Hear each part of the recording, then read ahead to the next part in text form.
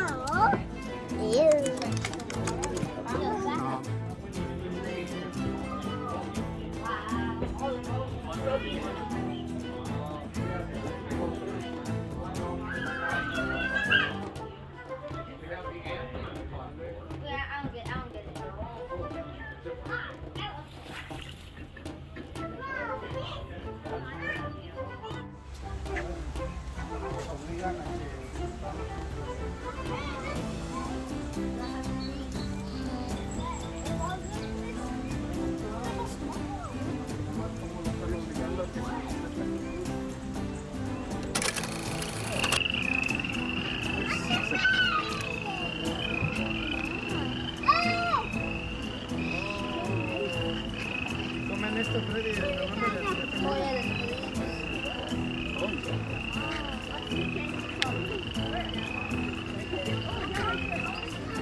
No, it's a kangaroo. Whoa.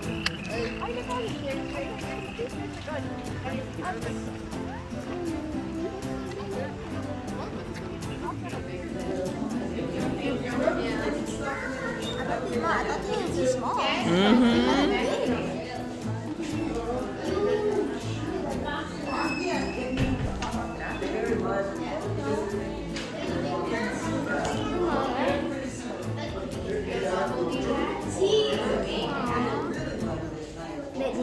If you can hear me all right. Thank you. Can I get another one if you want me to be louder?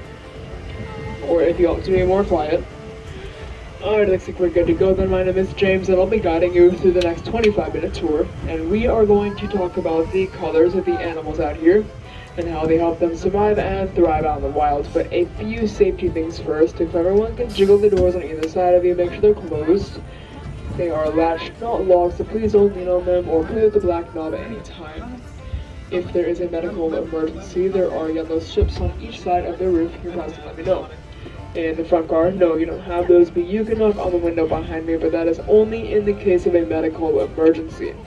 Losing a personal belonging besides your child does not apply to that, so if you drop your hat, phone, sunglasses, just remember where, let me know after the tour and I'll do our best to get someone out to get it for you.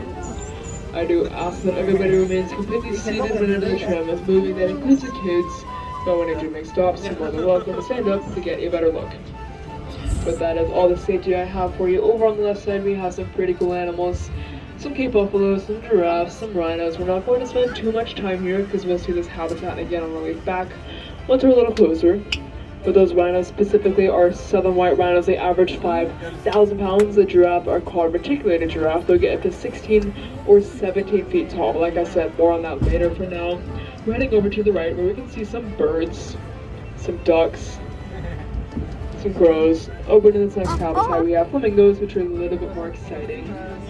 These are called greater flamingos. They're not called that because they're better than any of the other ones. They are just the largest species, reaching a whopping 4 pounds. They have the pink color that we all know and love that comes from their food. Many of the shrimp that they eat have something called carotenoids, so when they adjust the shrimp, they get the nice pink color as well. But these ones are not super bright, they're more of a blush color. Greater flamingos come from salt marshes, so they need to be able to camouflage against a lighter background. Other ones that are more of a bright pink are tropical, so they don't need to worry about that quite as much. As we get going through, the males have even been known to get up to 7,000 pounds. They need that extra bulk because they live in such open savanna areas. They need to worry about whole parts of land and really have nowhere to hide. So that's why they are so social. You can see a few of them in here right now. They love having their friends around. The only one that stays by himself is the breeding male. His name is Jay Gregory. When the males get to his age, they're a lot more territorial, but every single female southern white we have here always has their friends around. They feel much more comfortable that way, especially if they have a baby or one is on the way. We've had over 100 southern white rhinos born here at the park, including one about 10 months ago, and we've helped them become the only species of rhino that is not endangered or vulnerable out in the wild. But we should see them again on the way back as well. For now, we do need to keep moving, and we can head over to the left and talk about this big lagoon. It has an island out in the middle that we like to call Pelican Island, which made a lot more sense when there's pelicans on the island, does not. Several habitats were moved from behind the scenes into ones that are safer from native wildlife. And avian flu was spread into the country, and any of the birds here in the water could have had that flu. Many of the birds that we care for are endangered or close to it, so we cannot. And the ones towards the back that are a little bit more of a solid brown color, those are lapid-faced vultures. And we like to call vultures the cleanup crew of the savannah. They can digest bacteria that would make most of their animals very sick. So whenever an animal needs to be cleaned up, they're the first to do it, and they prevent the disease from spreading to these cute little Salmonese gazelle. And we all know that tan color on top is camouflage. They blend in great with dirt around them, but look at their bottom as well, that's also bright white. It has a bit of a different purpose, we call that a follow me mark. They're safety in numbers, they do not want to lose their friends, and that just makes it easy to keep track of each other while they're traveling around. The longer, even though they're tiny, they want to seem mighty, and the bigger they look, the better. Speaking of bigger though, if we want to head over to the left side, we will spend quite a bit of time in this habitat, starting off with a bang with two of the largest species we'll see on tour today. This one right up close with the feeding trough, this big tan antelope is a Patterson zealand, and that is the second largest antelope species in the entire world, reaching 2,000 pounds and 6 feet tall in the shoulders. Most of us could not look the adults in the eyes. But being that large and living out on the savannah leads to some issues with the heat, so if you look under her neck, she has a flap of skin hanging down called a dewlap. And because it's so thin, as the blood travels through it, it cools down, and it goes back to cool down the rest of their body as well. Moving right along up towards the top of the hill, there are some huge dark animals. Those are Cape buffalo, and there are some of them, sometimes just not enough of the big ones. But back down to a more average sized animal, a little bit closer to us, near the bottom of the grass hill, are some sable antelope. With them, they're color-rich ones. We're moving right along to one of the most unique animals we'll see on this tour, because in this habitat we have a herd or tower of Maasai giraffe. This is the tallest type of giraffe. They're reaching almost 19 feet now. Because of their height, we like to call giraffes the watchtowers of the savannah. When they're full grown, they can see almost 2 miles in the distance, so they spot a predator way before anyone else, and the antelope know that, so they like to hang around because they know if a giraffe starts running, they probably should too. Over here, this girl looks like she's showing off her tongue for us. We can talk about that. You'll notice a few things about it. One, her tongue is very long. The length correlates to their height, so let's say she's 16 feet tall. She'd have about a 16-inch long tongue.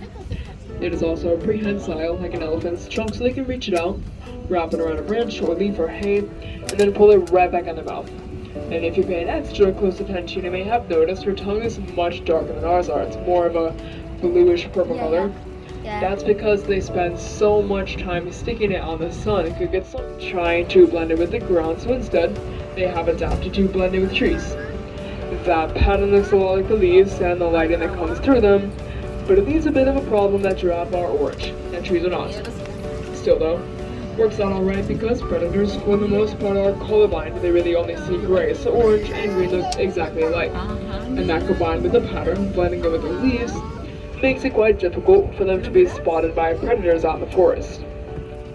Now all my giraffe people, you can keep looking over there, but we also want to look on the right hand side up at the top of the hill for another unique species. They look like a mix between Monsters Inc. Gray, the chunky black and white stripes on a zebra stand out like lions. We're pretty lucky to have them here. And if you look at those legs, they're kind of sideways zebra stripes. That is another example of the follow me monitor. It can make it very difficult to pick out one individual from the rest. So predators, especially pack-hunted like lions, have a hard time finding a victim. If there's too many babies running around, they would take up all the space, which defeats the purpose of a land, so we only breed when there is a time, space, and need to do so. But not like Instagram reels, TikToks, whatever the kids are up to, or anything with Goji.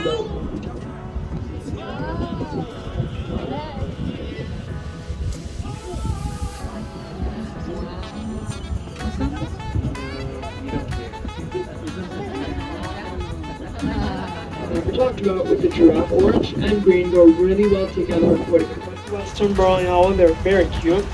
We have some up on Condor Ridge if you want to go see them, but they are close to extinct in the area because of the habitat loss, so we're doing our best to help them out. We have quite a few successful breeding pairs, and when their babies grow up, we release them back out in the wild to get the local numbers up before they're extinct here in San Diego. We do love and appreciate having the foreign animals here to conserve, but we want to take care of our home as well. And we have about 800 acres set aside as a reserve at the edge of the park, so all the local wildlife still has their home as well. Another massive group of animals that suffers from that habitat loss are all the pollinators. Luckily, though they're pretty easy to help out, you just need to put some native plants in your backyard. Any local plant will do, just make sure it's native to your area. You'll save on your water though, because you don't need to water them every day like your grass lawn and some food.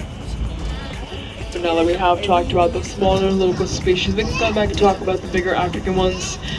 On the left side, we've come around to these Cape Buffalo. Those 2,000s are individual to us, and you can use them to tell which type it is. So these ones, it's pretty easy. You want to look at the stripes on top of their back. They have one long vertical black stripe. All zebras have that one. On either side, they're the white one, meaning the black on that side. Blacking up these ones, this is also the largest high-growth zebra. They'll reach almost 1,000 pounds, but they're sadly also the most endangered.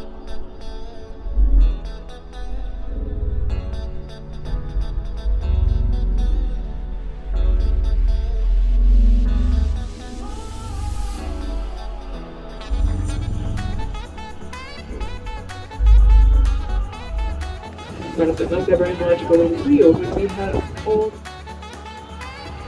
Speaking of rhinos, though, we were back around 2 weeks ago. There were a few up in the valley, plus the Caesars and more of those southern whites. Same species back in the Rhino Rescue Center. There are 10 of them in the which I'm not making you wonder why she needs those spots. If theoretically, she can catch anything she wants, but cheetahs can only reach their top speed of 65 to 70 miles an hour for under a minute. So they need to camouflage to stick as close to the prey as possible before making the conflict reach. There's plenty you can do without leaving the comfort of your own home. And now as we pull into this station, I do ask that everybody remains completely seated until I come to a full and complete stop. Once again, my name is James. I'll be out towards the front of the tram if you have any questions for me. Once I make that stop, you're going to let yourselves out by reaching down on those right-hand side doors, pulling the black knob forward, and after that you can go about the rest of your day. And I hope you all have fun here at the San Diego Zoo Safari Park.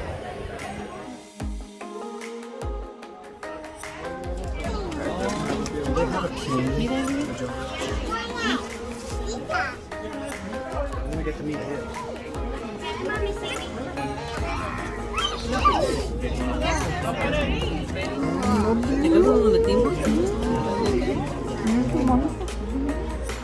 Y eso es así, el cameo es uno que están tranquilos y ya está ahí atrás.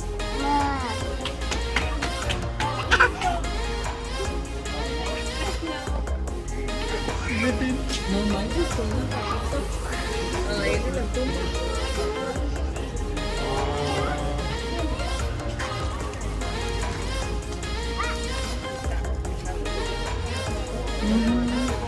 Thank you for the explanation.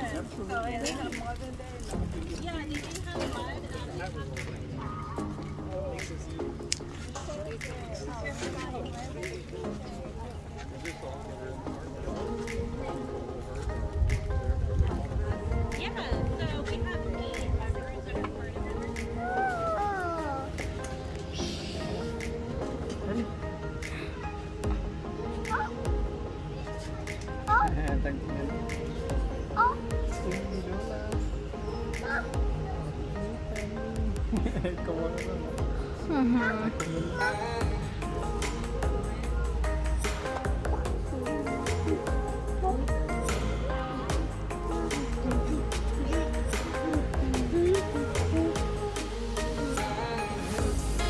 There's another one.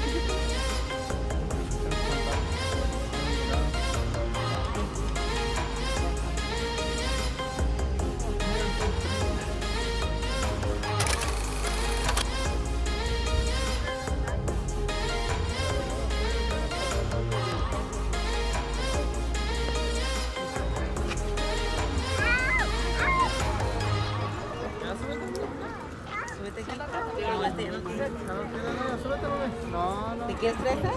What? ¿Sí?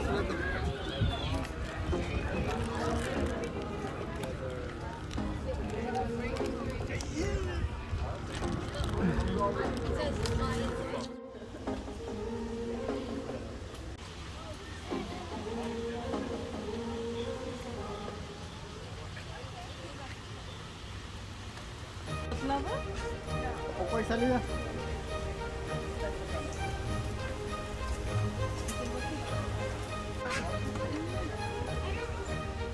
Papá, no quiero los zapatos. Mom, here's the gorilla! Amiguillos.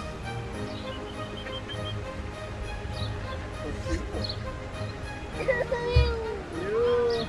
My ball. Están nadando por propio izquierdo. Where?